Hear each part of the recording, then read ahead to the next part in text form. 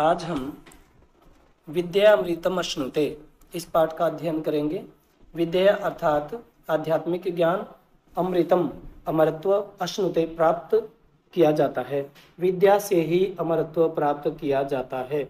इस पाठ का अध्ययन करेंगे और प्रस्तुत पाठ ईशावास्योपनिषद से संकलित है। प्रथम मंत्र ईशावास्यमिदं सर्वं यत्किंच जगत्यां जगत् तेन त्यक्तेन भुञ्जिता मा गृधः कस्यचित् धनम्।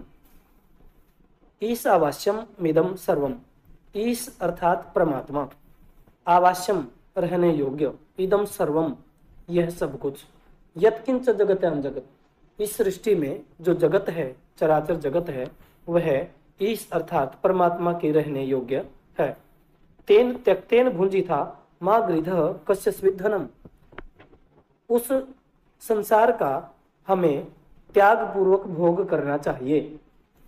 अर्थात जो भोग्य पदार्थ हैं, जो भौतिक पदार्थ हैं जिनका हम भोग करते हैं, उनका हमें त्याग की भावना रखते हुए भोग करना चाहिए। मा गृधः कस्यचित् धनम्, अन्य किसी दूसरे के धन के प्रति हमें लोभ नहीं करना चाहिए। गृधः अर्थात लोलुपता, लालच, लोभ।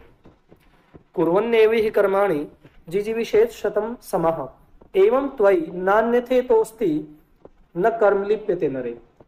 कुर्वन् जमा एव जमा इह, इह अर्थात इस लोक में, यहाँ कर्माणि कर्मों को, कुर्वन् एव करते हुए ही, जिजीविषेत् शतं समः, जिजीविषेत् जमा शतम, शतम अर्थात सैकड़ों, समः वर्षों तक, जिजीविषेत् जीवन की कामना करनी चाहिए।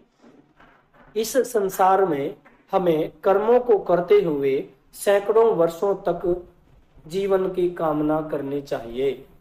एवं त्वयि नरे, एवं इस प्रकार से, त्वयि नरे तुझ नर पर, कर्म न लिप्यते, कर्म लिप्त नहीं होते।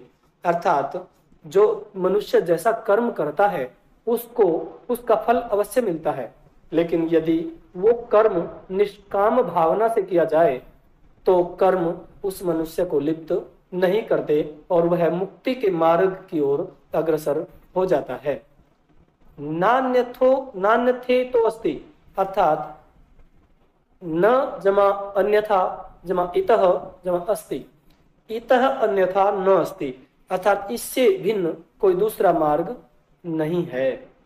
मनुष्य को इस लोक में कर्म करते हुए सैकड़ों वर्षों तक जीवन की कामना करनी चाहिए। ऐसा करते हुए उस मनुष्य पर कर्म लिप्त नहीं होते और इससे भिन्न कोई दूसरा मार्ग भी नहीं है। ऐश्वर्या नाम ते लोका अंधेन तमसावृताः तांस्ते प्रेत्याभिगच्छन्ति ये के चात्महनो जनाः। ऐश्वर्य नामक वे लोक अंधेन तमसावृता, अज्ञान रूपी अंधकार से आच्छादित हैं। ये के च आत्महनो जनः, और जो व्यक्ति आत्मा का हनन करते हैं, ते तान प्रेत्य अभिगच्छन्ति, वे उन प्रेत लोकों को अभिगच्छन्ति प्राप्त होते हैं। अर्थात यहाँ ऐश्वर्य लोक अज्ञान से आच्छादित अंधकारमय लोगों के बारे में वर्णन किया गया है कि जहाँ सूर्य नहीं होता, अर्थात जहाँ ज्ञान रूपी सूर्य नहीं होता, वहाँ अज्ञान रूपी अंधकार से युक्त लोक होते हैं।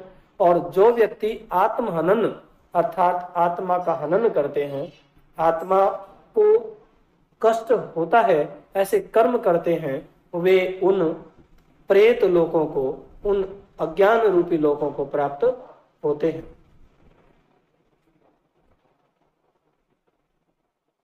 अनेजदेकं मनसो जवीयो नैतद्देवा आप्नुवन् पूर्वमर्षत् तद्धावतो अन्यानत्येति तिष्ठत् तस्मिन्नपो मातरिश्वा दधाति। अनेजत एकम, अनेजत एज धातु कंपन अर्थ में यहाँ ली गई है और अनएजत अर्थात कंपन से रहित, स्थिर। एकम एक, मनसो जबियो, मन से भी तीव्र चलने वाला। नई देवा आपनुमन, जिसको देव प्राप्त नहीं कर सकते। आपनुमन माने प्राप्त कर सकते, न नहीं एनत इसको, देव अर्थात इंद्रियां, जिसको इंद्रियां प्राप्त करने में समर्थ नहीं है। पूर्वम अर्थात पहले ही विद्यमान है। कण कण में परमात्मा विद्यमान होने के कारण जो पहले ही पहुंचा हुआ है। तद धावतो अन्यान अत्येति, वह धावतो दौड़ने वाले से, अन्यान दूसरों को, दौड़ने वाले दूसरों को, अत्येति अतिक्रमण कर देता है। तिष्ठत एक जगह स्थिर रहते हुए भी, हर जगह विद्यमान होने के कारण एक जगह स्थिर होते हुए भी वह दूसरे दौड़ने वालों से भी आगे निकल जाता है। तस्मिन् नपो मातरिश्वा दधाति, और उसी वायु में जल धारण करते हैं, अर्थात उसी परमात्मा की कृपा से वायु भी जलों को धारण करता है।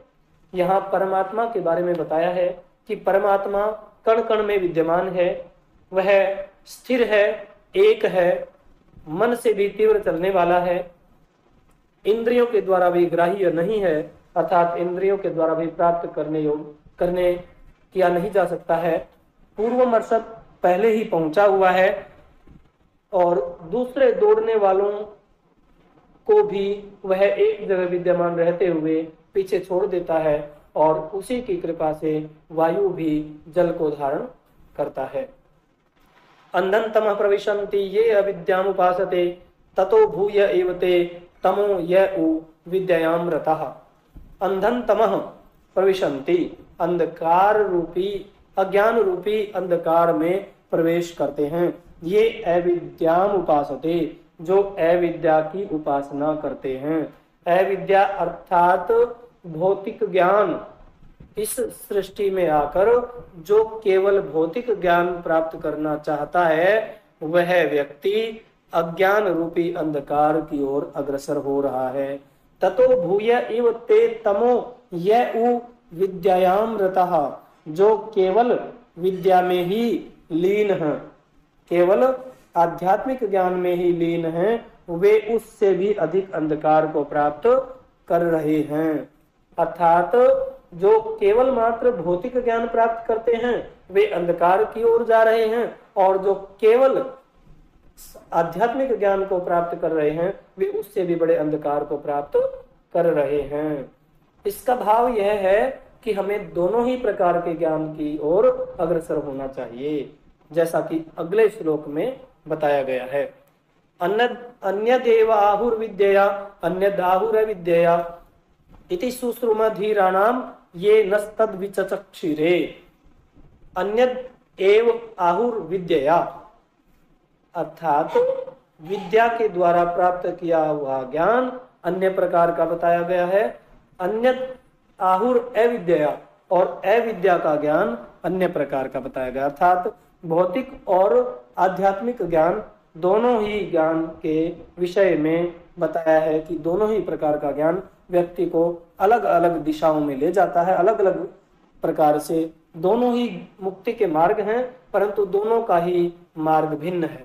इति सुश्रुम धीराणाम, इति ऐसा, सुश्रुम माने सुनते हैं, ऐसा हमने सुना है, धीराणाम धैर्यशाली लोगों के वचन इस प्रकार से सुने हैं। ये जिन्होंने न हमारे लिए तद विचक्षिरे, वे विचक्षिरे माने स्पष्ट रूप से जिनकी व्याख्या की है, स्पष्ट रूप से कहे गए हैं, ऐसे धैर्यशाली लोगों के वचनों को हमने सुना है। आध्यात्मिक और भौतिक दोनों ही प्रकार का ज्ञान अलग अलग है, ऐसा धैर्यशाली लोगों ने जो स्पष्ट रूप से कहा है उनके ये वचन हमने सुने हैं। विद्याम च यस्तद्वेदो भयम सह अविद्यया मृत्युम तीर्थवा विद्यामृतम अश्नुते।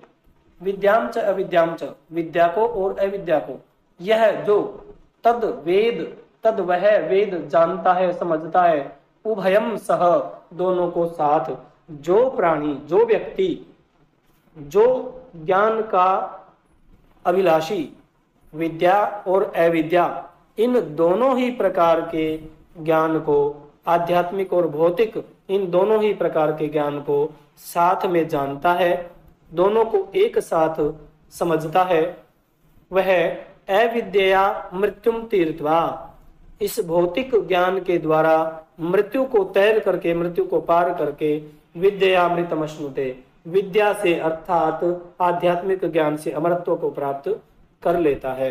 अर्थात भाव यह है कि हमें भौतिक और आध्यात्मिक दोनों ही प्रकार के ज्ञान का साथ साथ अध्ययन करना चाहिए, दोनों ही प्रकार के ज्ञान को हमें सीखना चाहिए। दोनों ही प्रकार का ज्ञान हमें अलग अलग भी मुक्ति के मार्ग पर ले जाता है, परंतु दोनों ही प्रकार का यदि हम एक ही साथ अध्ययन करते हैं तो वह हमें अवश्य ही मुक्ति का मार्ग दिखाता है और मुक्ति प्राप्त करवाता है।